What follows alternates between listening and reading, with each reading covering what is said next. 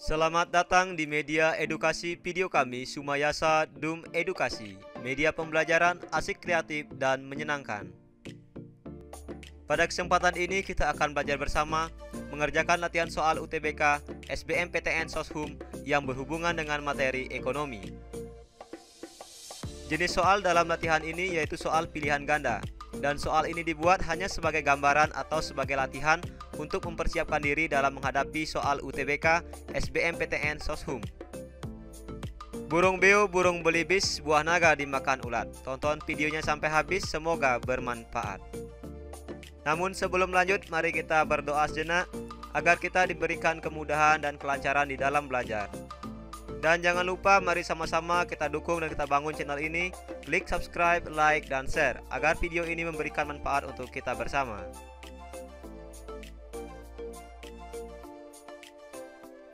Soal nomor 1. Ketika produk domestik bruto suatu negara meningkat, di negara tersebut sedang terjadi A. Kenaikan pendapatan dan kenaikan pengeluaran, B. Kenaikan pendapatan dan kenaikan tabungan, C. Kenaikan pendapatan namun pengeluaran dapat naik atau turun, D. Kenaikan tabungan namun pendapatan dapat naik atau turun, E. Kenaikan tabungan namun pengeluaran dapat naik atau turun.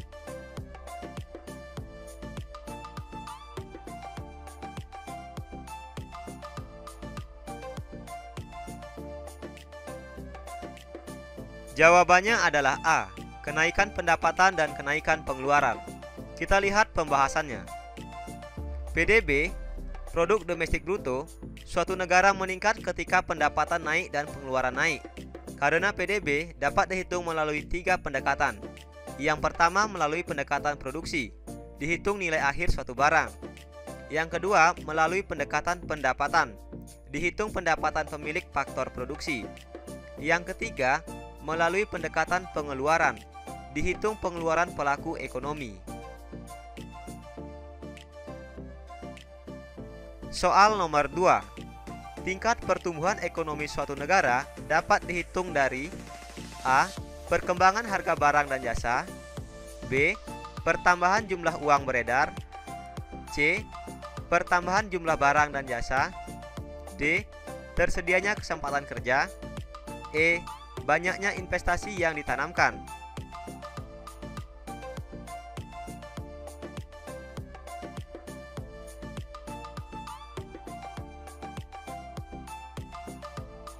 Jawabannya adalah C.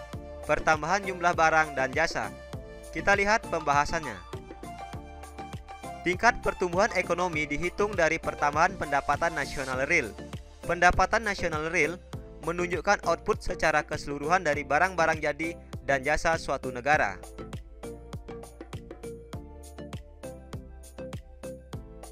Soal nomor 3. Berikut ini menunjukkan peranan penting koperasi bagi masyarakat, khususnya para anggotanya, kecuali A.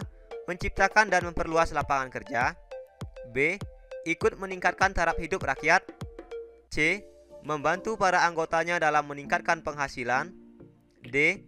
Ikut memperbaiki tingkat pendidikan dan keterampilan masyarakat, E. Meningkatkan status sosial masyarakat.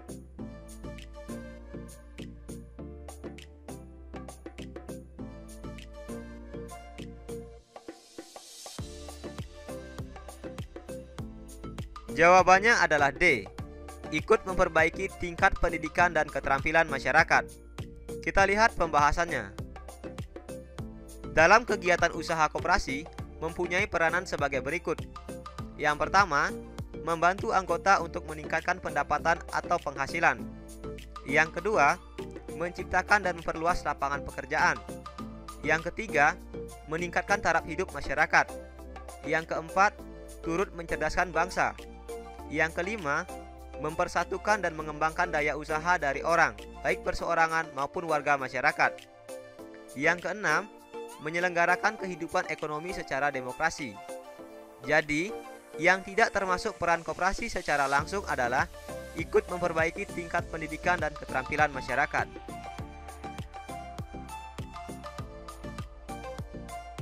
Soal nomor 4. Indonesia adalah sebuah negara yang kaya akan sumber daya alam. Bahkan pada tahun 90-an, Indonesia sempat mendapatkan penghargaan swasembada pangan, di mana Indonesia mampu memenuhi kebutuhan seluruh masyarakatnya tanpa harus melakukan impor. Namun saat ini, Indonesia harus melakukan impor untuk memenuhi kebutuhan seluruh masyarakatnya yang semakin banyak. Dari ilustrasi di atas, maka terjadinya kelangkaan disebabkan oleh faktor A. Perbedaan letak geografis, B. Pertumbuhan penduduk, C. Kemampuan produksi, D. Sumber daya alam yang terbatas, E. Kurangnya sumber daya manusia.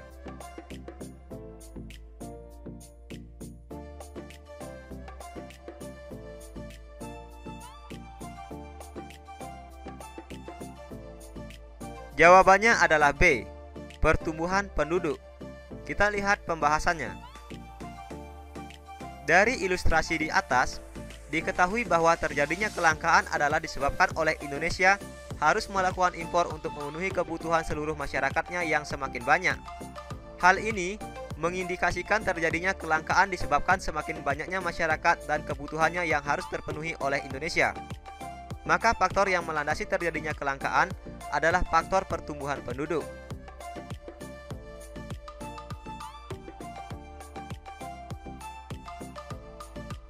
Soal nomor 5. Perkembangan teknologi mengakibatkan peralihan yang nyata dari telepon rumah ke handphone.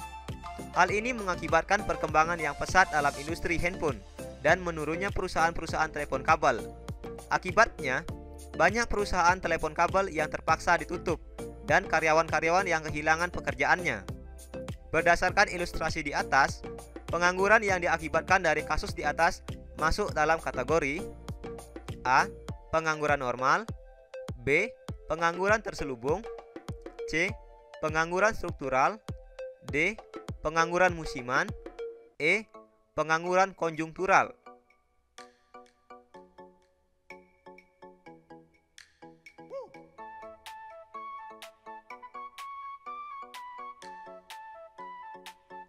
Jawabannya adalah E.